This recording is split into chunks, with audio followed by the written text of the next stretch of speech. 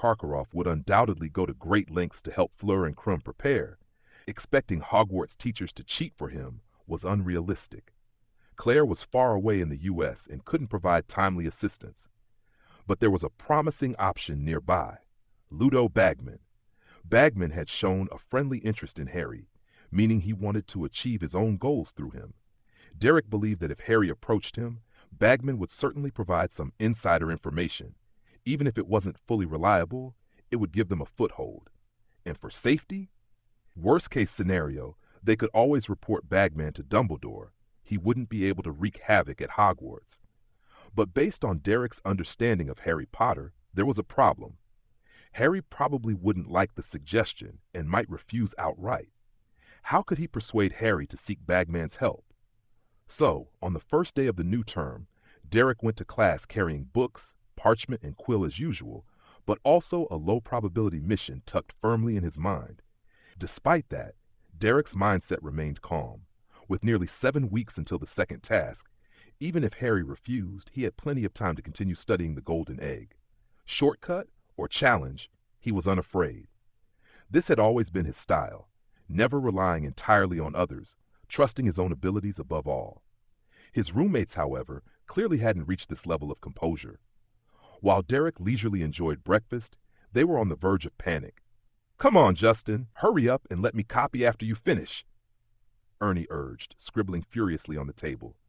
"You should have given me Derek's herbology homework last night. So slow." "If you hadn't dawdled, we could have finished everything by yesterday noon," Justin shot back. "You should finish Hagrid's report first. The second class this morning is Care of Magical Creatures." "But the first class is herbology," Ernie groaned, poking a hole in his parchment. "Professor Sprout will kill me." "Then you can copy herbology with me now and see how Hagrid reacts in 2 hours," Justin suggested. Ernie went silent, quill flying across the parchment a near-crazy pace. "How did they get like this?" Derek said to Susan across the table, sipping his meat porridge. "Can't they solve homework in a week?" "They got your homework and felt invincible, so they played a few more days," Susan said, lazily flipping her daily profit, then realized time ran out. "Wasting time? Serving themselves right. I don't pity them," Derek said. "Pass me the salt shaker on your right." Susan kept her eyes on the paper while groping for the shaker, casually waving it at an angle. Thanks," Derek said, shaking his head and reaching for the small silver container. But Susan let go too early. Something on the paper caught her eye, and she let out a shriek, flinging the shaker straight into the pot, splattering a huge portion of corn chowder. "Sorry! Sorry!" She leapt from her seat, apologizing to the startled first-years nearby. "You weren't burned, were you?" "I don't think so," Derek said, pulling out his wand. "Let me handle it. Whirlwind sweep." The yellow soup vanished, but a few tiny students clearly remained terrified. They shot anxious glances at Susan and Derek, dropped their bread, and bolted from the hall. "Poor little fledglings," Ernie muttered mid-copy, earning a glare from Susan before burying his head back in his parchment. "Are they okay?" Susan worried. Derek gently touched the pot. "It's just warm now," he reassured her. "They were just scared." "I'm the one who got the biggest fright," Susan complained. "Look at this article." Derek took the paper and saw the bold headline, "Dumbledore's Major Blunder." "Infamous, fearsome ex-Auror Moody, half-human, half-giant Hagrid. Rita Skeeter dug deep," Derek murmured, summarizing, subconsciously borrowing Hermione's perspective. "Susan, what are you surprised about? Did you think Hagrid was an ordinary wizard?" The words half-giant silenced everyone nearby. "I always thought he was just overdeveloped," Susan fumbled, unable to find the right word. "Maybe cursed as a child," Ernie added solemnly, putting down his quill. "But I never expected Hagrid to actually be a half-giant." "Yeah, I could also guess that his bones got stretched during some magical outburst when he was a kid," Derek laughed. "After 4 years of living with a giant-sized guy at school, did none of you ever wonder if he might have giant blood in him?" "Nope." Everyone spoke in unison, shaking their heads. "All right, suit yourselves," Derek shrugged and returned to his newspaper. "The report says Hagrid has caused several students to be injured or permanently harmed in class. Is that true?" "Half true, half exaggerated," Ernie said, shoving a scribbled report into his bag. He leaned over to Justin, pulling Derek's herbology essay into the middle, dipped his quill in ink, and said, "Anyone who's handled a blast-ended scroot has been burned and scratched countless times, but I've never heard of anyone losing a finger or toe." "Rita Skeeter's spreading rumors again," Hannah said, swallowing her egg with indignation. "This article will put a lot of pressure on Professors Dumbledore and Hagrid." "Sure, now you're defending Hagrid, but did you forget that Justin's hand was seriously burned by a blast-ended scroot once?" Ernie asked pointedly. Hannah's face flushed crimson, and Susan shot Ernie a sharp glare. "If you don't watch your tongue, I'll report you for copying homework to Professor Sprout," she warned. "Let's go, Hannah." The two girls linked arms and left the hall, while Ernie poked Justin, frowning. "Hey, I'm helping you out here, buddy. You're just going to stay silent?" "Shut up. Did you notice our herbology class starts in 20 minutes and you've barely started your essay?" Justin said. Ernie hurriedly scribbled.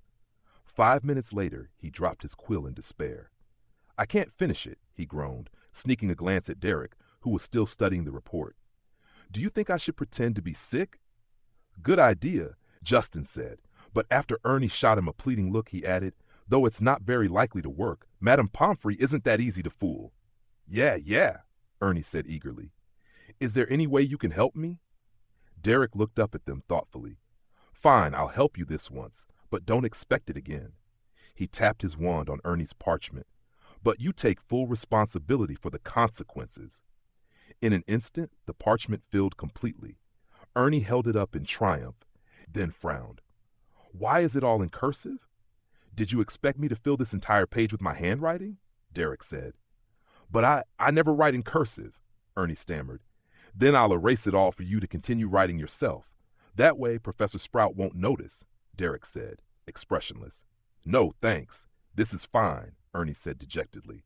Outside, the ground was still blanketed in thick snow, and the bitter wind made them shiver. Entering the greenhouse, everyone breathed a sigh of relief. Summer had made it hot and stifling, but now it was as warm as spring, and delicate water droplets clung to the windows, creating a cozy atmosphere. Before class, Professor Sprout handed back the assignment submitted before Christmas. Derek unfolded his. It was another O. "Everyone did fairly well," Professor Sprout said, smiling. "Only a few students need slight corrections. Bones?" Susan raised her hand. "You described the feeding of the mandrakes incorrectly. It's not about adding more until they stop squealing. That indicates over-fertilization. I remember your group added too much dragon dung to the seed trays that day. Take care next time." "I understand, Professor," Susan said. "Macmillan, Finley," Professor Sprout continued. Ernie and Justin raised their hands, Ernie visibly anxious. "I noticed you both cited large sections of Greengrass's assignments. Is he your reference book?" "No, Professor," they said nervously. "Good. If you're not paying attention again, I'll make you copy all of Greengrass's essays for the semester, for every subject. Now, everyone, hand in your holiday assignments." Justin stayed calm, while Ernie panicked. "Hey, you're still submitting. We're doomed," he whispered. "I revised Derek's essay twice. Otherwise, why would it have taken me so long?" Justin said calmly. Ernie froze in shock, unaware that mischievous Susan had already taken the parchment. "Let's begin class." Professor Sprout placed the stack of papers on the bench behind her and pointed to a row of small white plants on the trellis. "Now, who can tell me what these are?" Hermione raised her well-trained hand. "Bloodwort, also called sanguisroot. It's one of the main ingredients in both styptic and restorative potions. It was first used to prevent scurvy and later discovered to enhance blood vitality, expanding its applications." "Excellent. 10 points to Gryffindor," Professor Sprout said. "Bloodwort is an important potion ingredient, but it's also dangerous.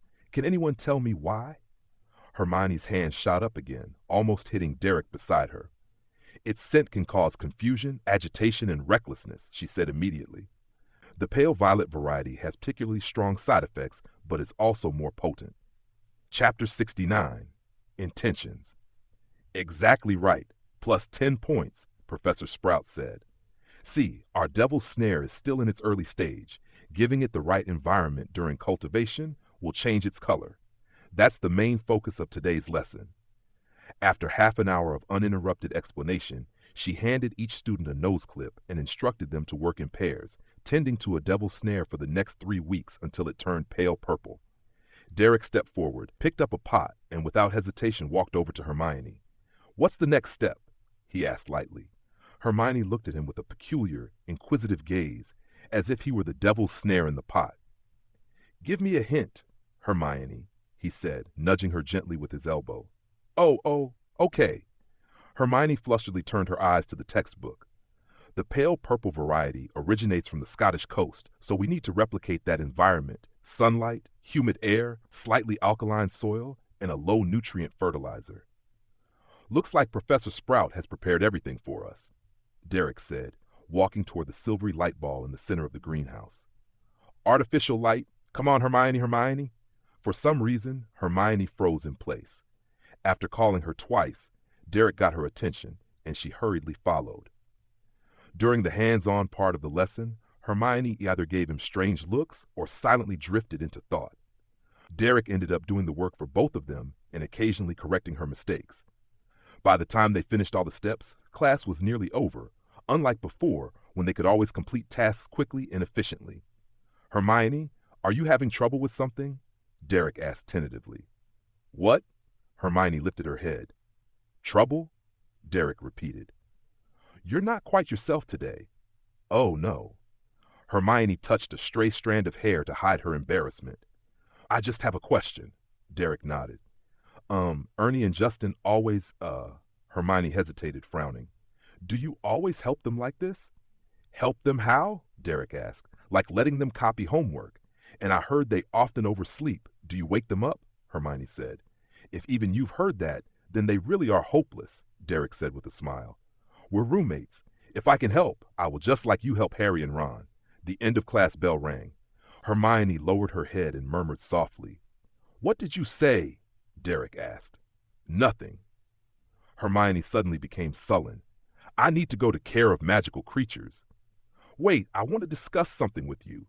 Derek blocked her path and glanced around the cluttered greenhouse. "Let's go outside and talk." After confirming the growth environment for the devil's snare one more time, they opened the glass door and stepped from the warm greenhouse into the biting winter cold. Standing in snow that reached their ankles, Derek explained his idea of seeking Ludo Bagman's help. Most of Hermione's face was hidden beneath her scarf, but just from her eyes, Derek could tell her thoughts.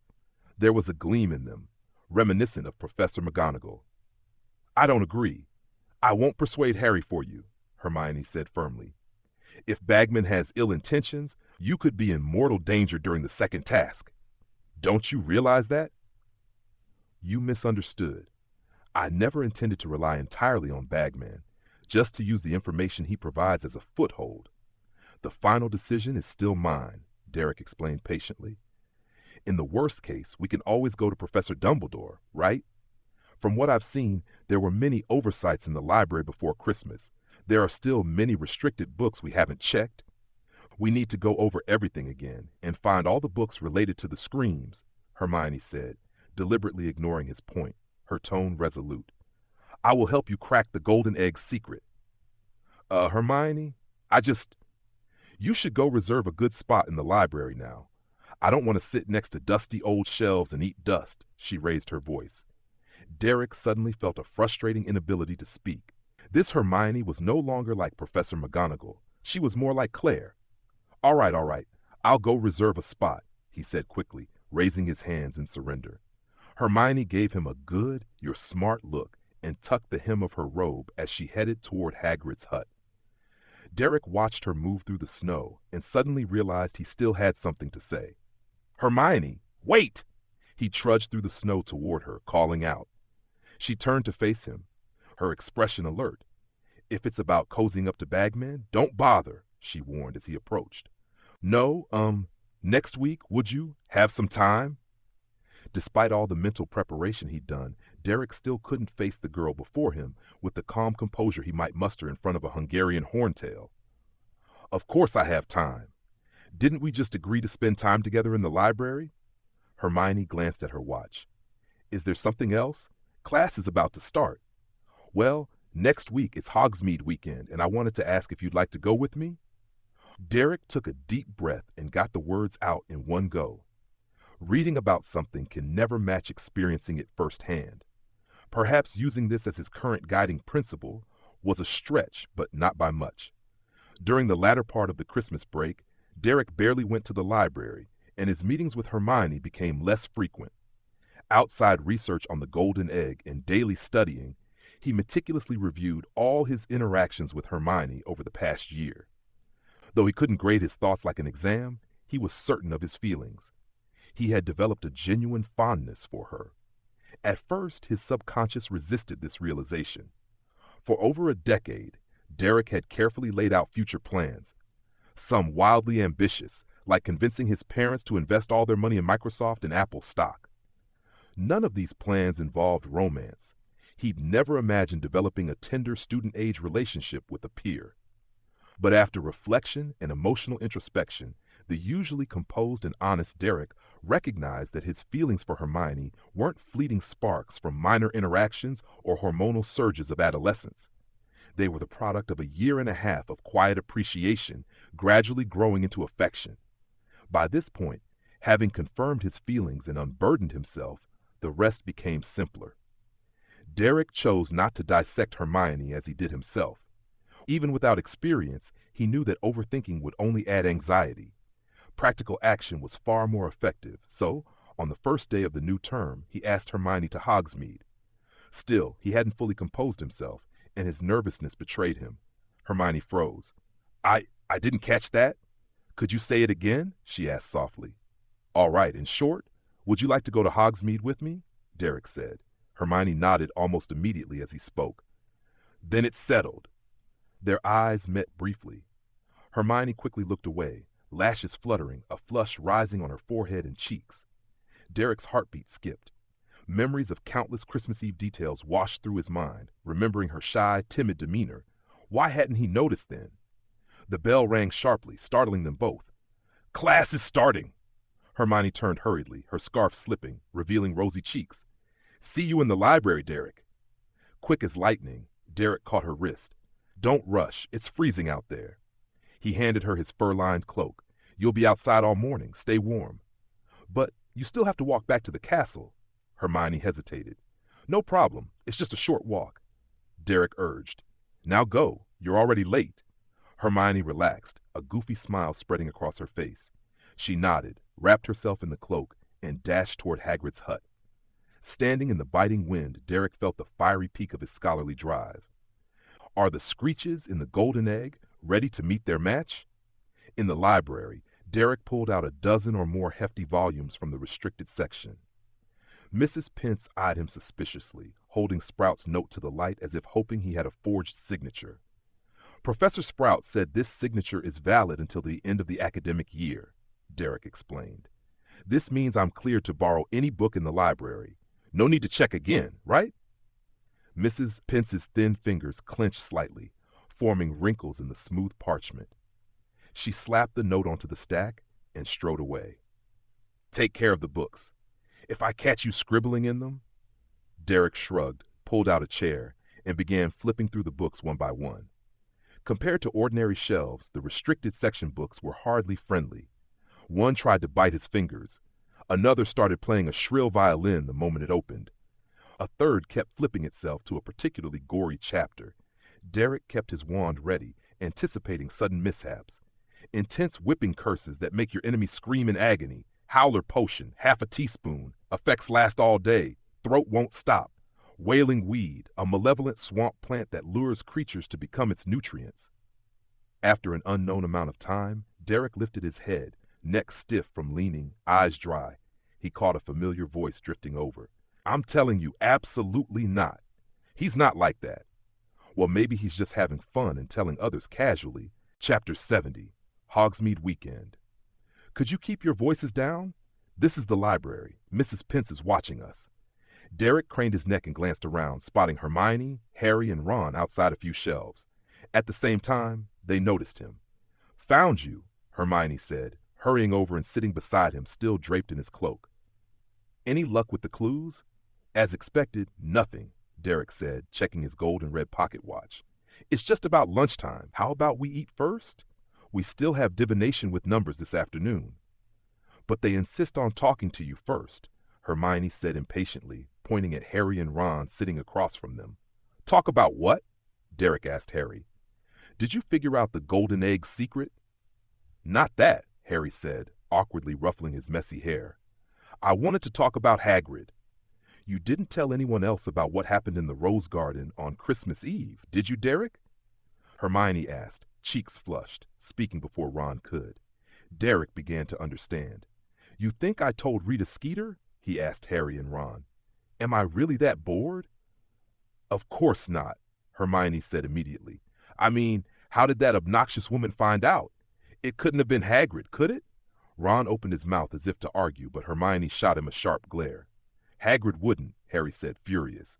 He's been keeping it from the three of us, right? I think last time Hagrid refused to badmouth me to her, it drove her crazy, and she went looking for him to get revenge. Maybe she overheard a conversation when she was near Hagrid and Mrs. Maxime, Hermione said quietly. If that were true, we'd have seen her in the garden. Ron said skeptically, eyeing Derek. Besides, she shouldn't even be allowed back at school. Hagrid said Dumbledore forbade it. Maybe she has an invisibility cloak. Harry slammed his hand on the table, voice sharp. She's capable of things like that, hiding in bushes and eavesdropping. You mean, like you and Ron? Hermione said. You two were nearby too? Derek realized, turning on to Hermione. What a coincidence. Hermione immediately caught the meaning in his gaze, her face flushing. She instinctively pressed her lips together and discreetly stepped on him under the table. We weren't eavesdropping on purpose, Ron said angrily. We had no choice. That idiot kept bragging that his mother is a giant, not realizing everyone could hear. Friedwaffe the female giant, Derek added, recalling the report. You remember Skeeter's nonsense so clearly, Ron sneered. Have you started enjoying her articles? I'm just impressed by her ability to dig up news and stir trouble, Derek said calmly. In that regard, she's almost on par with her American counterparts. The three of them snorted in unison.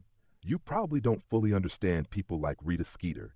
She doesn't target anyone specifically. She goes wherever there's a scoop, like a vulture spotting carrion, Derek said as he tidied the books on the table. Who's the most eye-catching at Hogwarts right now? You, he pointed at Harry, plus Krum and Professor Dumbledore. Attacking Hagrid is attacking Dumbledore's ability to manage the school. Skeeter even mentioned your close relationship with Hagrid, dragging you into it. Analyzing it this way, her article was quite clever. All that cleverness used for mischief makes me hate her even more, Harry said coldly. We need to check on him, he added firmly. Tonight, after divination, tell him we want him back. Do you want him back? He asked Hermione suddenly. I don't want to lie. Occasionally having a decent care of magical creatures class isn't bad, but yes, I do want Hagrid back. Of course I do, Hermione said quickly, startled by Harry's intense gaze. Good, you're in agreement. Let's eat, Derek suggested. No, I want to think about how to convince Hagrid, Harry muttered, glaring at the wood grain of the table. Ron's jaw dropped. Starving yourself won't help Hagrid at all. I'm going to eat, Hermione said. Are you sure you're not coming? No, Harry said stubbornly, and Ron reluctantly nodded in agreement. Derek and Hermione left the library, and he could still sense Ron's envious gaze following them. This is how Gryffindors show friendship? By starving together? Derek said. It's probably to preserve the friendship they've only just repaired, Hermione said. I think Ron feels he did something wrong in the past and needs to make some sort of amends to Harry. Childish way of expressing it, Derek shook his head. So Hagrid didn't teach your class today? Yes. Today's substitute was Professor Grumpland, Hermione replied. She showed us a very beautiful unicorn. I thought the lesson was amazing. Not that Hagrid's lessons aren't, it's just that Hagrid's lessons feel more like fun adventures with a friend, rather than the serious tone of McGonagall or Flitwick, right? Derek finished for her. Exactly, Hermione sighed. And probably besides the three of us, no one else truly looks forward to Hagrid coming back. That's the most frustrating part. Derek shrugged noncommittally. He had too many of his own matters to deal with to worry about helping Hermione.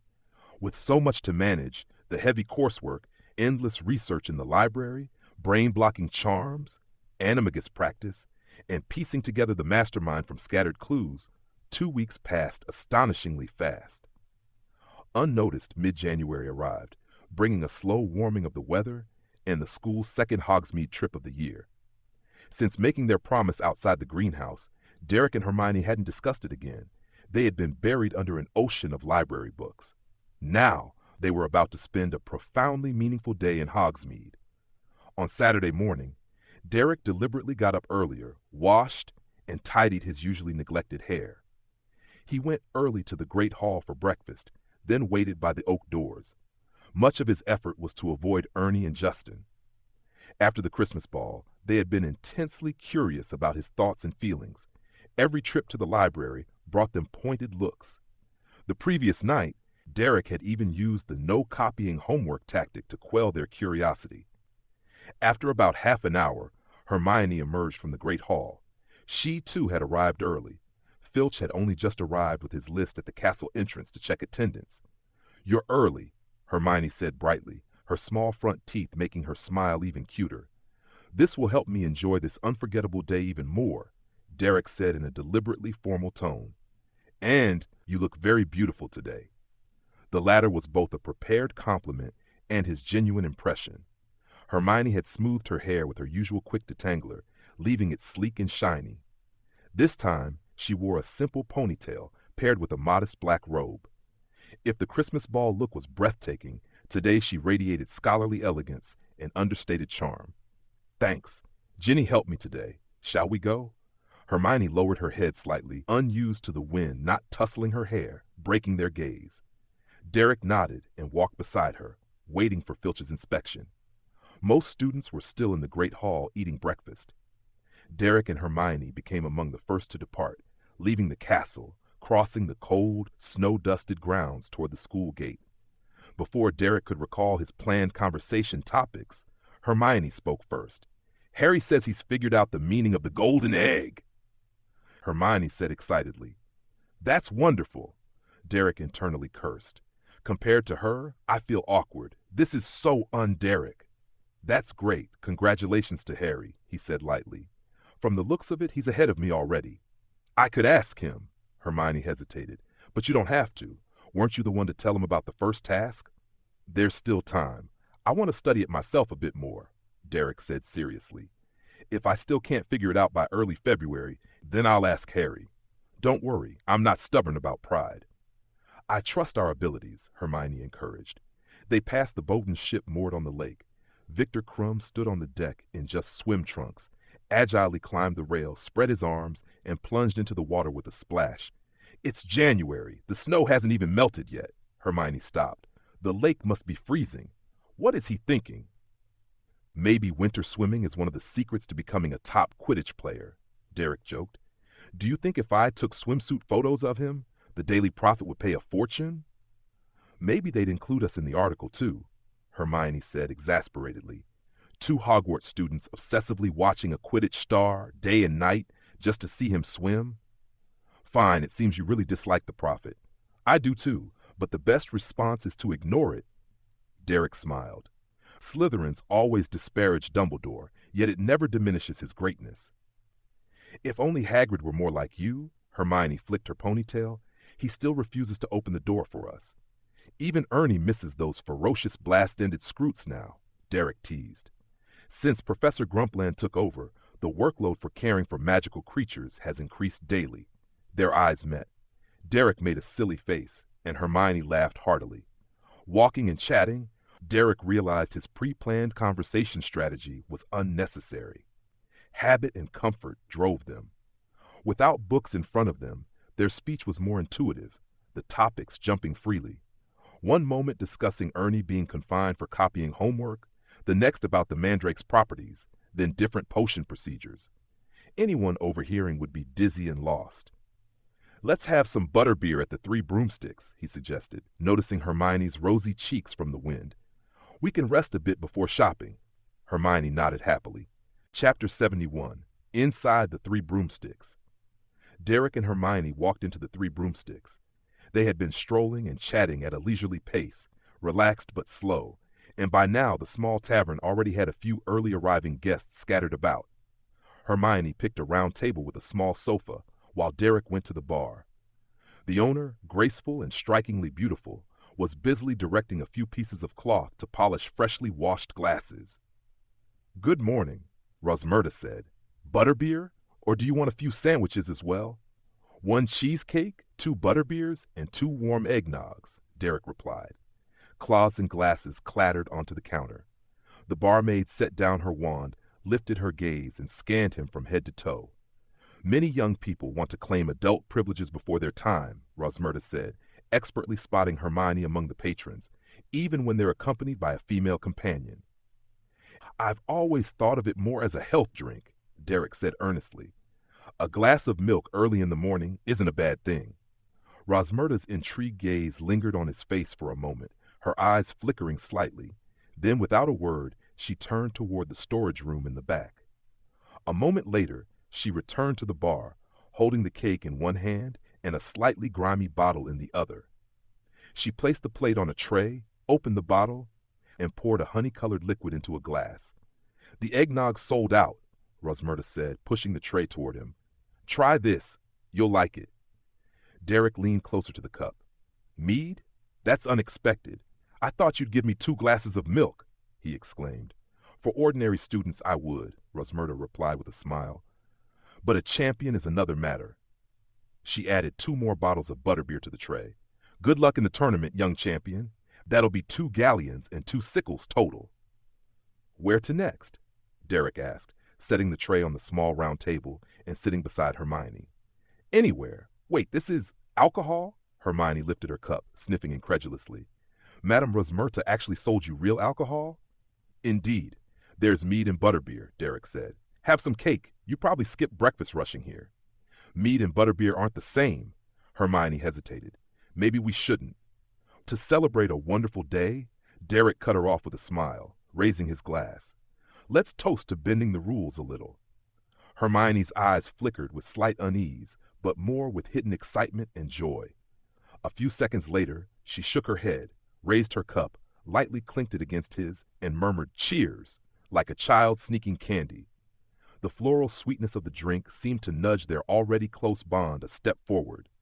Hermione, who had been hesitant before, now smiled faintly after a sip, a rosy tint appearing on her cheeks. She picked up a fork and took a piece of cake. "Speaking of alcohol, I just remembered something funny," Derek said, biting into his own cake. "On November 24th, the night of the first task, some 7th years bought fire whiskey from the 3 broomsticks. They poured themselves tiny cups, and Professor Sprout went absolutely berserk when she found out." "And then?" Hermione asked, sipping again, fully attentive. "Detention, extra chores, the usual routine," Derek shrugged. "Speaking as a teacher, I'd call the parents much more effective. You might not know this, but Filch often asks Dumbledore's permission to hang students upside down from the ceiling by their ankles for punishment," Hermione said, half amused, half exasperated. "He especially wants to whip students who break rules. Singapore would be perfect for him," Derek joked. "They still have corporal punishment there, flexible rattan whips, strictly for the backside." "Barbaric," Hermione said, putting down her fork. "Some outdated rules and customs just never die." Derek realized in a split second that she was probably about to start talking about house elf rights, so he quickly changed the subject. "Later we can head to the scriptorium. Your quill's almost worn down." Your parchment's down to the last roll too," Hermione said thoughtfully. "And that idea of using different ink colors for different highlights? We should get a few more colors." "No problem. Then we can swing by Honeydukes. They've released several new desserts. Ernie says they're really good," Derek said, following her train of thought. "Sounds good. I'll follow your lead," Hermione said, a small smile flickering in her eyes as she shook her ponytail. The tavern door opened again. Harry and Ron walked in. Harry's eyes scanned all the tables, sighed, and he and Ron squeezed up to the bar to grab 2 large butterbeers, then trudged heavily to their table. "So you're here?" Ron said, stuffing a piece of cake into his mouth. "I thought you went to the library. Have you seen Hagrid?" Hermione's face flushed slightly, and she shifted awkwardly in her seat. "No." Derek shook his head and turned to Harry. "I heard you've already figured out the golden egg's secret?" Harry choked on his butterbeer. Cough! Yes, that's right. I've got a lead, he said, his glasses sliding up toward the ceiling, working on it carefully. You shouldn't need Harry's help, right, Derek? Ron said suddenly, setting down his drink, his tone suggestive. You were the most outstanding competitor in the first task, he said. Hermione frowned, casting him a look of mild disapproval. Good luck. Derek raised his cup to Harry, deliberately skipping the topic of the golden egg. It's fantastic that you could secure your advantage before the competition even began. Wait a moment, Ron exclaimed, noticing the liquid in their cups. You two are. Harry, how are you? I've been hoping to run into you. Ludo Bagman appeared seemingly out of nowhere, his cherubic face lighting up with a wide smile. Everything all right? Very well, thank you, Harry replied. I wonder if I might have a word with you alone, Harry, Bagman said eagerly. Could the three of you give us a bit of privacy? Ah, of course, the conversation wouldn't touch on the Triwizard Tournament, just a casual chat. Seeing Derek, he quickly added the clarification. Derek shrugged and moved to lift the tray, but Hermione grabbed his arm. After abruptly interrupting us, asking us to step aside would be rather rude, wouldn't it, Mr. Bagman? She said, her eyes fixed on him with a sharp intensity. Harry, Ron, and Bagman all jumped in surprise. Yes, this young lady is absolutely right. I wasn't thinking, Bagman said awkwardly, yielding gracefully. Then, Harry, could we find a quiet spot to talk? Derek felt Hermione's grip on his arm tighten. All right, fine, Harry said, lifting his cup and moving toward Bagman. Don't go, Harry. Hermione tugged on his robe with her other hand, signaling him. Have you forgotten what we talked about? Bagman suddenly grew tense, cautiously glancing at Hermione, while Derek subtly slid his right hand beneath the table, slowly reaching under his robe. Ron nudged Hermione with his elbow. What are you doing? He whispered. He's a judge. Hermione ignored him, her gaze locked firmly on Harry. Even now, no fairy has a taste for human flesh, so what's there to worry about? Bagman waved theatrically. Come on, Harry, just a few words about your performance in the first task. Following his gesture, they noticed a group of goblins seated in a dim corner, arms crossed, watching warily. All right, let's go. It'll be fine, Hermione, Harry said, yanking his robe free from her hand and following Bagman to a secluded corner. I absolutely didn't say anything to Harry I shouldn't have. Derek interjected before Hermione could speak. Hermione huffed in irritation, snatching the last piece of cake before Ron and chewing it as if it were Bagman himself. I don't get what you're talking about, Ron said in confusion. Bagman's a judge. Befriending him could give an edge in scoring, even if we can't learn the tasks in advance. Just because your brain can only hold a teaspoon of information doesn't mean everyone else's is the same, Hermione snapped. Harry is participating involuntarily. Under these circumstances, a judge approaching him to chat isn't exactly normal. Do you think Ludo Bagman is a Death Eater? Ron shivered, lowering his voice in disbelief. Impossible. Who would recruit him? I mean, who would bring a Quidditch player into that? Bagman is the head of the Department of Magical Sports at the Ministry, Derek explained. That alone makes him valuable. He has access to highly confidential information every day. I think he simply admires Harry's flying skills and wants to help, Ron argued stubbornly. Hermione rolled her eyes so dramatically it was almost audible, clearly itching to retort further. Derek patted her arm. Don't worry. We'll talk after Harry comes back, he reassured her. With so many people around, nothing will happen. Chapter 72, Speculation. What are you drinking? Ron suddenly blurted out. Mead, Hermione said impatiently, still keeping her eyes on Harry and Bagman. Ron's eyes nearly popped out of his head. Rosmerta actually sold you alcohol? He gasped.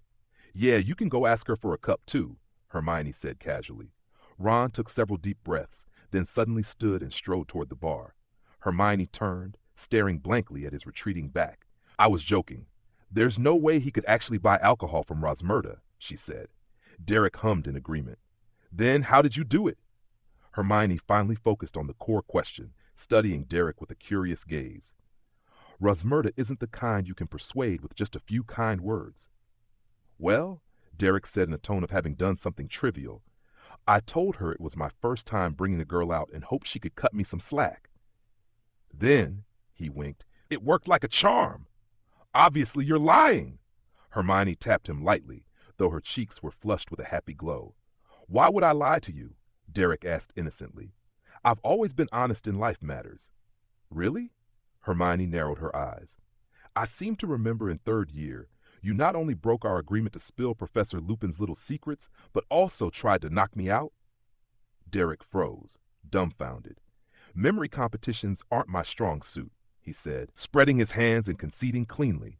You win, Miss Granger. Hermione raised an eyebrow, smiling in triumph. Ron returned to the table, looking dazed, his eyes vacant as he stared at the ceiling. Looks like you failed miserably, Ron, Hermione said, trying to keep a straight face. Need Derek to buy you a drink? Her words unexpectedly sparked Ron's resolve. No, I'll manage it myself, Ron said, adjusting his hair and sitting upright. He silently picked up his glass and slowly sipped the butterbeer, clearly thinking he looked impressively composed. Hermione and Derek exchanged a glance, silently raising their cups to clink together and draining the rest of the mead. After a while, the Weasley twins approached Bagman. They exchanged a few hurried words, both sides looking disappointed. Then Bagman left the tavern with a group of goblins, and Harry returned to the round table with an empty cup. What's his plan? Hermione asked as soon as Harry sat down. He offered to help me with the golden egg, Harry said. I knew he had ulterior motives. He said the conversation had nothing to do with the tournament, Hermione said angrily. Luckily, you figured it out yourself and didn't need his interference, right? More or less, Harry said. But figuring it out on your own, you don't get a referee explaining everything clearly, Ron said regretfully. Did he offer the same help to me? Derek asked. No, I asked, Harry replied. He said he liked me and wanted to help. Exactly, Ron punched his palm, glaring at Hermione and Derek. I told you, you're overthinking it. Overthinking? Derek tapped his knuckle against the bottle, calm. Maybe he just wanted to support Harry or get some benefit from him. Hermione shot him a sharp glare as if he'd done something wrong. Perhaps Bagman learned you helped Harry during the first task, she said sternly. So Harry, wanting to repay the favor, would share what he knows with you. What else did he say, Harry? Some random stuff, Harry said. Crouch has been sick and hasn't been at work. The goblins are looking for him. Bertha Jorkins returned to the International Magical Cooperation Office after disappearing last year, then recently vanished again. Percy probably poisoned Crouch, Ron said. He probably thought that if Crouch died, he'd become head of the office. Hermione shot Ron a warning glance, clearly telling him not to joke about that. Then she said, All right, nothing useful. You two stay here. Derek and I have something to do. What are you two doing? Ron asked. None of your business, Ron, Hermione said firmly. Let's go, Derek. Derek picked up the 2 butterbeers and followed Hermione out of the 3 broomsticks. Though she had said nothing useful, Hermione kept discussing Bagman with Derek as they walked side by side through Hogsmeade. You think he's not trustworthy too? She asked. Not entirely sure yet, but it seems unlikely, Derek said. Pulling off something this big under Dumbledore's watch requires careful preparation, extraordinary disguise skills, and immense mental strength. But just now, seeing Bagman talking to Harry, he looked nervous, like he'd done something dishonorable and feared being caught. Hermione stopped in her tracks, tilting her head slightly as she quietly reflected. After a minute, she let out a sigh. You're right, but if it's not him, then who else could it be? She said, frustrated. Karkaroff is a fence-sitter. He betrayed the mysterious one early on. Crouch is righteous to a fault and stuck at home sick. Bagman feels guilty. Moxham despises his half-giant heritage and wants to live as a normal wizard. Who else could be under suspicion? Hey, once you eliminate all impossibilities, no matter how improbable the remaining scenario seems, it must be the truth, Derek said hesitantly. Could someone have infiltrated the Hogwarts faculty? Even Derek felt the idea was absurd. Hogwarts teachers hold mostly lifelong positions. Who could deceive Albus Dumbledore for over a decade without any hint of exposure? And would such a person willingly serve Voldemort? No, yet it was possible. There could be someone new on staff, present only for months, where short-term deception is feasible, with the skill to outwit the Triwizard Cup. Hermione, do you think it could be? Mad-Eye Moody? Derek lowered his voice instinctively, throat tight. Hermione? Hermione? Hermione gripped the bottle in her hands, staring intently to her right. There, Rita Skeeter was walking toward the three broomsticks with her photographer. Rita Skeeter! That infuriating woman! She dares come to Hogsmeade, Hermione exclaimed. Well, this isn't Hogwarts. She's allowed to be here, Derek said, rubbing his forehead in exasperation. I just wish I could catch her in the act and give her a lesson, show her the consequences of lying and slandering others. Hermione ground her teeth. By the way, what were you saying about Moody, Derek? Derek hesitated for a few seconds. Nothing. Let me think it over, he muttered. Wait, you suspect Moody? As Hermione's eyes widened, clearly startled. Impossible! Sirius said he's one of Dumbledore's oldest friends. But Moody's temperament is odd, volatile. Even his closest friends may barely know him. So could he have changed all these years without anyone noticing? Or what if this Moody is an imposter? Someone killed or kidnapped him, then took his place at Hogwarts? Derek strained to analyze the possibilities.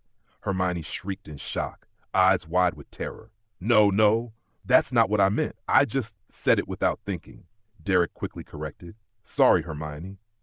No matter how mature Hermione had become, she was still only 15.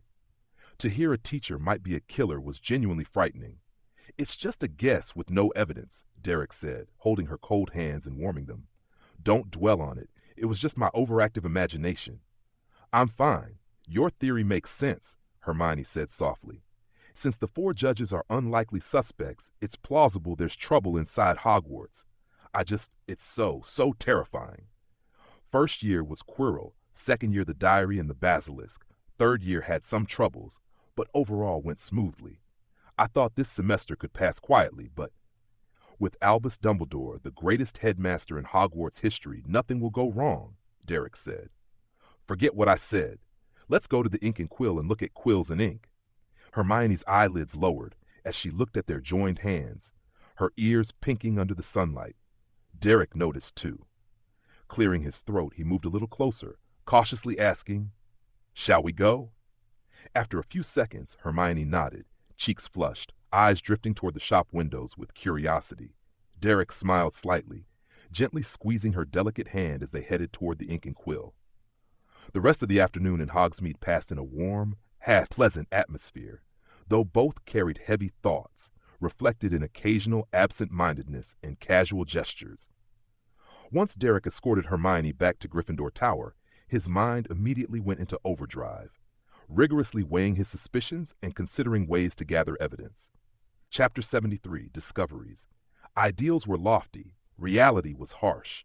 This was Derek's prevailing feeling.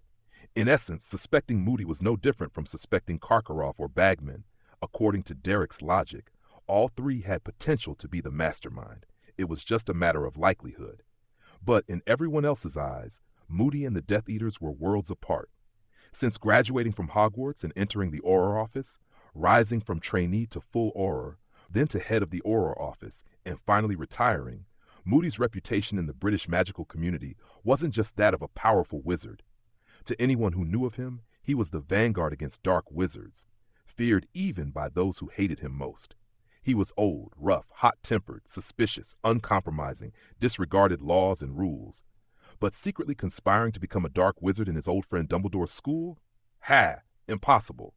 Ernie, Susan, Zacharias, Ron, the Weasley twins, even Longbottom, all from traditional magical families, had one answer. Mad-Eye Moody might make mistakes, do foolish things, act absurdly, but he would never do anything truly evil. Even the newspapers aligned with this perception. Decades ago, he'd regularly catch a criminal and send them to Azkaban. Decades later, he occasionally caused chaotic but laughable incidents due to his overvigilance. In other words, his network of information was useless. Searching for clues fared no better. After repeated confirmation with Harry, Derek had to admit that from the moment he became a champion to the first task, Moody had left no trace of interference. In contrast, Bagman jumped about, attracting attention. Moody's daily routine was so meticulous it was infuriating. Attending classes on time, leaving on time, resting in his office otherwise, drinking nothing but bottled beverages, inspecting a piece of chicken 3 times, his all-seeing eye constantly spinning. Facing such an airtight person, Derek thought that even if Moody had a flaw, he'd never find it. If he couldn't find a suspect, Derek might even consider his own brain had gone awry. As Ron and Harry would put it, why suspect Moody? I'd rather think it's Snape. Let's put this aside for now, Hermione advised during Transfiguration, as Professor McGonagall checked the results of the back row students' transformations. 4 weeks until the second task, and we're running out of time. We need to get through it first, then worry about everything else. Yeah, you're right, Derek said, lazily flicking his wand to turn a parrot into a coaster, then giving it 4 legs and guiding it through complicated gymnastics. But we still haven't figured out what this golden egg actually does. Maybe Justin was right. The second task is to prevent fully armed poltergeists from destroying the castle. If I went to see the Fat Friar now and asked him to lock them up, would that still be too late? At a time like this, joking around, should I praise your optimism? Hermione rolled her eyes. I've considered an even more optimistic option, Derek said. A passive approach to the tournament is actually quite viable. What? Hermione turned her head, puzzled. Passive participation, attending the tournament with complete non-cooperation, Derek said, stroking his chin as though weighing the idea seriously.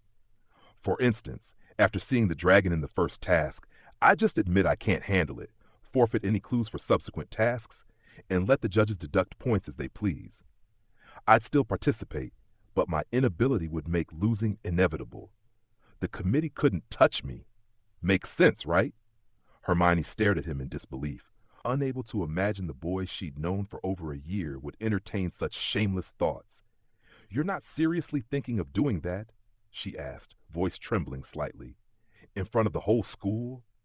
If Harry did the same, whoever threw our names into the goblet, no matter who, would go mad, Derek said, grinning. The script's ready, but the protagonist treats it like a circus act. I'd be the one to go mad first, Hermione twisted his arm hard. You absolutely cannot do that. Cannot do what? Derek asked mockingly. Passive participation. Hermione's voice was low but rapid, like a cascade of piano notes. It's not just your tournament. You represent Hufflepuff and Hogwarts. Even if your magic isn't enough to succeed, you should still give your all. It's a matter of attitude. Doing otherwise isn't just irresponsible, it betrays everyone's expectations and brings shame to the house and school. Derek nodded in tiny pecking motions. You're right. After class, I'll go to the library and seriously study the golden egg. Hermione opened her mouth, then realized Derek was teasing her. Her face flushed pink as she pinched him repeatedly. Trying to make you passive? Trying to make you passive. Don't take it seriously, Derek laughed, dodging her. Harry and I are champions, but you look tenser than both of us combined. At worst, we fail. Even experiencing this is rare. That mindset lets me share the first task's details with Harry without psychological barriers. My earlier joke was just to relax you. There was one thought Derek kept to himself. Seeing normally serious Hermione, both angry and embarrassed, was immensely satisfying. Watching her like this instantly eased much of his own pressure and worries. From the corner of the room came an unbearable cough. Ernie batted Derek lightly. Please remember this is class, Mr. Greengrass, he gritted. Why do I feel so conspicuous? Macmillan, no whispering during class. Professor McGonagall turned just then, her gaze sharp. After completing today's task, preview the next chapter. Ernie's face turned the color of raw liver. He opened his mouth wide, then slammed it shut in frustration, dragging the book in front of him and flipping through the pages forcefully, one by one. After class, Hermione strode out, leaving Derek tangled with Ernie far behind. By the time Derek had compensated Ernie using his firebolt archery method and arrived at their usual library spot, her expression was still flat as a board. The dietary habits of Frobber caterpillars, Derek read aloud from behind her. Professor Grapple's been teaching you about animals all along. Why are we suddenly on caterpillars? Hermione hummed softly. Isn't it obvious, Mr. Negative Competition? She said without looking up. Hagrid's back teaching. Ah, he finally figured out to ignore unscrupulous reporters, Derek said as he sat, flipping through the large book he hadn't finished last time. After we left the Three Broomsticks that day, Harry had a huge argument with Rita Skeeter, Hermione said. Then he went to Hagrid's hut. Professor Dumbledore happened to be there too, and they persuaded Hagrid together. Although Hagrid's classes can be dangerous, considering Madame Pomfrey's skills, it's not really a problem, Derek commented. He's truly knowledgeable, assigns minimal homework, and everyone enjoys his lessons. Dumbledore really knows how to pick teachers. He understands what students truly need. Exactly, which is why Professor Ben's career stretches from life to death, never ending, Hermione said sarcastically. Naturally, he'll keep teaching this class until the end of the world. Derek recognized her teasing and simply smiled, turning his attention back to the books, searching for any references to screams. An hour and a half later, Derek massaged his aching neck and pushed a pile of books to the edge of the table. Hermione rolled up her own paper, a dense, 5-inch-long essay. She hadn't let her friendship with Hagrid lessen her diligence in this course. The usual? Hermione asked matter-of-factly. Same as always. This shelf yielded nothing. On to the next, Derek replied. Hermione nodded, standing to follow him deeper into the library stacks. The clues are in the books. We just haven't found them. Hermione muttered, fingers brushing spines as she pulled out volumes of interest, half speaking to Derek, half to herself. First year, I tried finding Nicodemus here, but the answer was on a chocolate frog card. Nicodemus isn't a modern wizard. He's over 600 years old. How do we narrow it down? This one's promising. Fantastic Beasts and Where to Find Them, Derek said, pulling out a book, by Newt Scamander. Oh, our textbook. It's well written, Hermione noted. Anything of value? Derek asked. There's a lot in here. I haven't memorized it all. Probably nothing, Hermione said uncertainly. All right, your remarkable memory saved us one book, Derek muttered, flipping through it half-heartedly. I'll keep looking. As he closed a page, Derek's heart skipped. Did he just see screams? During those library days, Derek had come across the word scream in all sorts of books. At first, it jolted him into intense curiosity, making him dissect every nuance. After countless fruitless attempts, he had grown calm.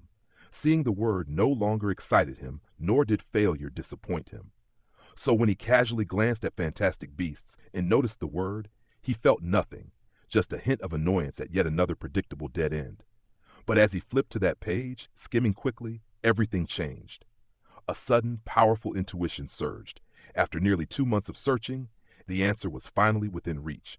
Mermaids, magical beings with human upper bodies and fish tails, living in aquatic communities for generations, skin iron gray, hair mostly dark green, eyes yellow. Over long evolution, mermaids developed their own language and culture. Out of water, their speech is sharp and piercing. In water, if they sing together, the melody is exquisitely beautiful. Hermione! Hermione! Derek strode to her, holding the page under her nose. Look at this. Hermione took the book, scanning rapidly. Her mouth slowly opened, arms trembling slightly, her brown eyes lighting up. You mean the screams in the golden egg might be mermaid language? Hermione's voice was high and sharp. We need to put it in water? Not might, definitely, Derek said, excitement cracking his voice. Think of everything else we found before. None of it worked. This, putting the golden egg in water, will give us a clue. That's it. He paced back and forth. Magic is limitless. The organizers could make a task impossible for all champions, but defeating everyone isn't the point. Here they left a single, simple, unexpected lifeline. Chapter 74, The Discovery. We need a pool of water, at least big enough for a bathtub. Hermione's eyes were wide. Then, we put the golden egg in it and hear what that annoying screech really means. Derek jumped in immediately. Where should we go? The washroom is too small, there's no space, Hermione whispered anxiously. The bathroom's in the dormitory. We can't both go in. What about the Black Lake? We could find a shallow spot. Derek couldn't help but chuckle. Aren't you still the top of our year, Hermione?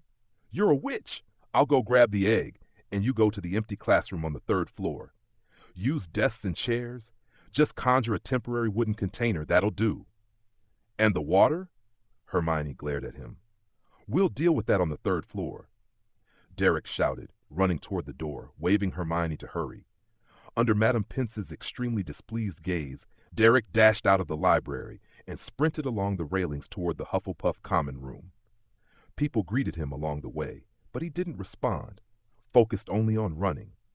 Bounding down the stairs, he staggered into the stone corridor, tapped out a quick password, and slipped into the common room.